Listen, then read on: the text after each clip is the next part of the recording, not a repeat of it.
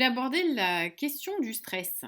Alors, pas le stress stimulant qui nous amène à nous dépasser et qui est vivifiant, mais le stress qui, lui, va grignoter petit à petit notre santé, hein, parce qu'il va nous mettre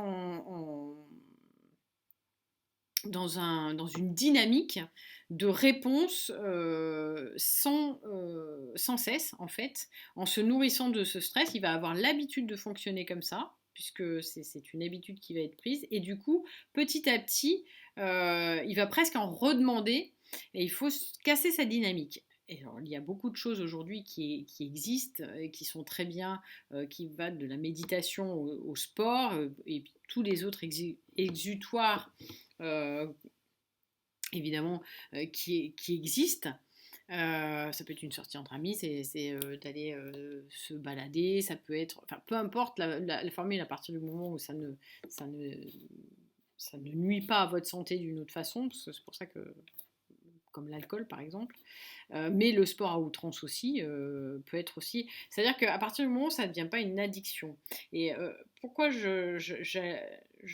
j'insiste là-dessus? Parce que du coup, si ça devient une addiction, si on en avait besoin, ça veut dire que c'est un indicateur comme quoi vous êtes dans un processus où votre corps ne s'arrête pas parce que il va répondre systématiquement au stimulus et donc il va être là-dedans et finalement vous mettez un pansement sur quelque chose qui au final n'est qu'un pansement et donc il n'y a pas de modification pour faire redescendre ce stress et donc faire en sorte que votre corps sorte de ce mécanisme-là.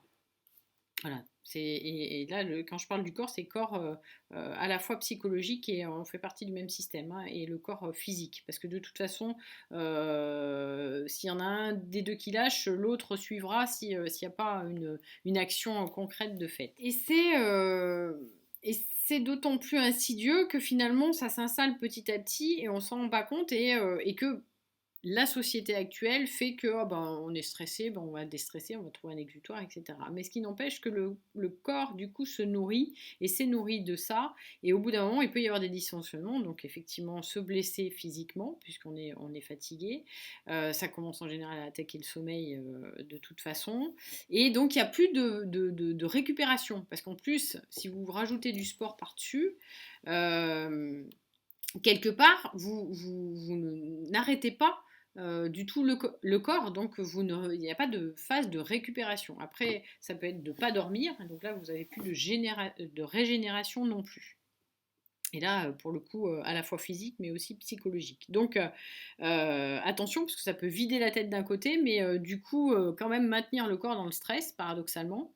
Et inversement, le côté plus méditatif, c'est bien, ça va reposer le corps, mais l'esprit va est quand même sollicité, puisque voilà, on va écouter quelqu'un, on va être dans ce cadre-là. Et donc, du coup, on ne va pas forcément reposer le cerveau non plus.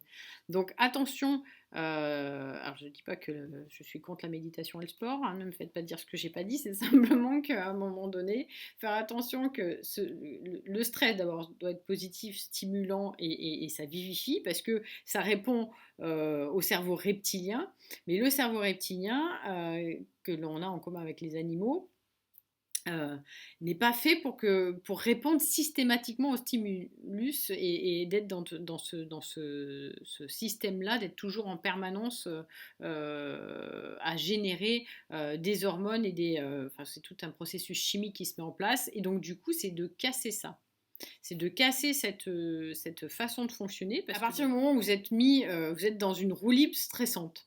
Et c'est pour ça que c'est important à un moment donné de prendre sur vous et de sortir de là, parce que sinon, ça va à un moment donné attaquer effectivement votre santé. Et ça, c'est important de le souligner.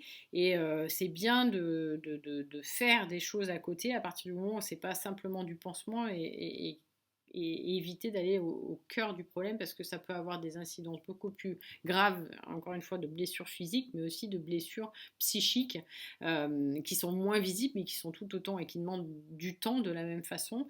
Mais du fait d'être moins visibles et encore avec beaucoup de tabous dans notre société, et malheureusement, parfois mal pris en charge, parce qu'il peut y avoir des amalgames entre certains symptômes, enfin, quand on dit symptômes, parce que comme c'est la tour de contrôle, la personne ne sait pas forcément ce qu'elle va vivre et comment elle va le vivre, donc elle n'a pas forcément les mots pour s'exprimer. Donc c'est important donc de pouvoir l'accueillir et de lui laisser le temps de pouvoir justement trouver les mots et dépatouiller un peu toutes ces émotions qu'il y a derrière.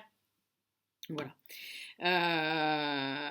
Voilà pourquoi j'avais envie de préciser ça. Donc, c'est pour ça que c'est important dans les entreprises de faire en sorte de stimuler les personnes sans non plus tomber justement dans ce côté stress incessant, puisque petit à petit, effectivement, les personnes vont être vulnérables et vont plus être d'ailleurs du reste. En plus, ça attaque la concentration, ça attaque tout un tas de fonctionnements qui donc attaquent les compétences même de la personne et donc sa qualité de travail.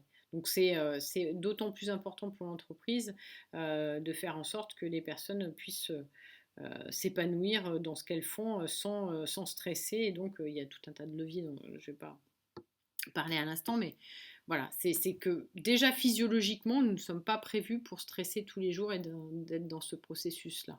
Donc, à nous de faire en sorte de trouver collectivement le moyen de pouvoir s'en sortir. Et dans le collectif, il y a justement enfin, respecter l'individualité de chacun. Voilà. Merci de votre écoute.